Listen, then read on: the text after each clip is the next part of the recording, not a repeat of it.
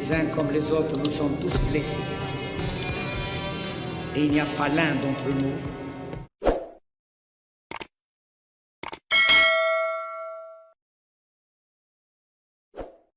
Le Maroc est dans de beaux draps. Les révélations sur des soupçons de corruption de parlementaires européens se succèdent.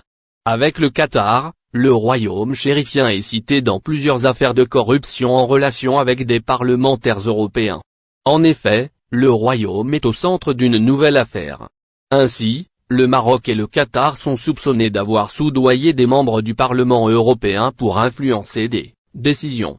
Cette nouvelle affaire concerne l'attribution du Nobel de la paix du Parlement européen. Le Maroc est donc intervenu pour influencer la décision du Parlement européen. Grâce à cette intervention, l'attribution du prix Sakharov 2012 a fait échec à la reconnaissance de la lutte sahraoui et a également vu les socialistes voter pour la personnalité défendue par l'extrême droite.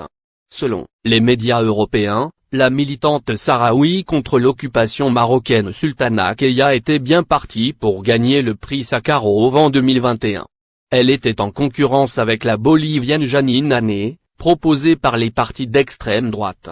Ces médias affirment que contre toute attente, le groupe socialiste a donné une consigne de vote à ses députés, par maille, pour voter pour le candidat de l'extrême droite.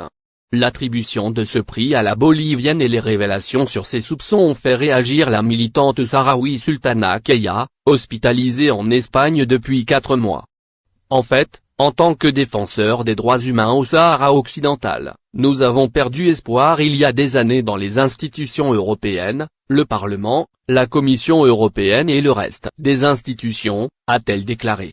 Cette activiste réprimée par le Maroc et assignée à domicile, pendant 18 mois, a été évacuée en Espagne pour bénéficier d'une prise en charge médicale des séquelles physiques et psychologiques des agressions subies aux mains de la police, affirme Amnesty International.